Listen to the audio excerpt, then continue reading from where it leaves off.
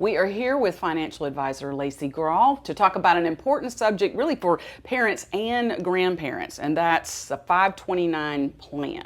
So Laci, I guess first of all, if you could share a little bit about what is a 529 plan and the benefits that a parent or grandparent could see from it. Yeah. So 529 plans are college savings accounts.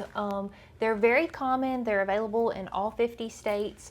And they provide some really cool tax advantages to saving for college when it's time for the child to go to college. And they're also available for K through 12 private education as well. A lot of people don't know that. That's awesome. But if you're interested in private school, a 529 can help with that as well. That is really great. Well, I know, you wrote an article for us about 529 plans, and in here you talk about as far as, as the child gets closer to the time that they would use it, that there's some things you can do in terms of not having so much risk, I guess, as far as it relates to the market and the time that you're going to pull out that money to use it.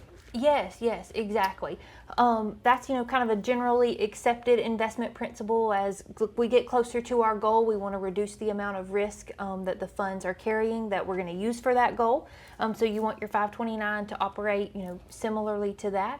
You can set that up so it will reduce risk automatically as the child gets older. Okay. Or you can do that manually if you're more of a DIY person and like to manage the investments yourself. They've got routes either way for that. Okay, so it's not something you have to do necessarily when you set it up. It could be done as you get closer, and you need to monitor that if you decide to do that. Okay. Or you can start out doing it manually, and the child gets a little older and decide you want to set that up to happen automatically. They're pretty flexible. There's a lot of different changes you can make to them over the life of the 529 plan. So if somebody does, want to go ahead, get something like that set up, what are, I guess, the kind of the steps to do that and make it happen? Right, yeah. So they'll want to open up their 529 account with Edward Jones or another broker, or they can do it directly with the 529 company. Alabama's is called the College Counts Fund. Okay.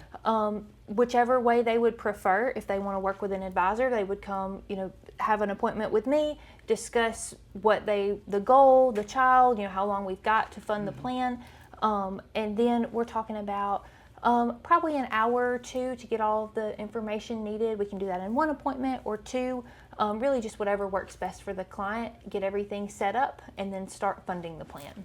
Yes, okay. So is there a certain amount that you want to have when you open that plan, or a certain amount, that you're going to be putting in on a regular basis? Yeah, that's a great question.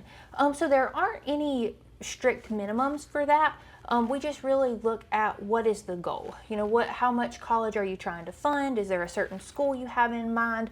And we really try to work backwards from there to make sure that we're going to have enough invested to get us to that goal. So no hard minimums, but we do try to be intentional about how much we're putting back. Absolutely. So if someone would like to contact you and set up an appointment, what's the best way to do that? Yeah, they can just give me a call at 205-573-0228 or send me an email at laci.graul@edwardjones.com.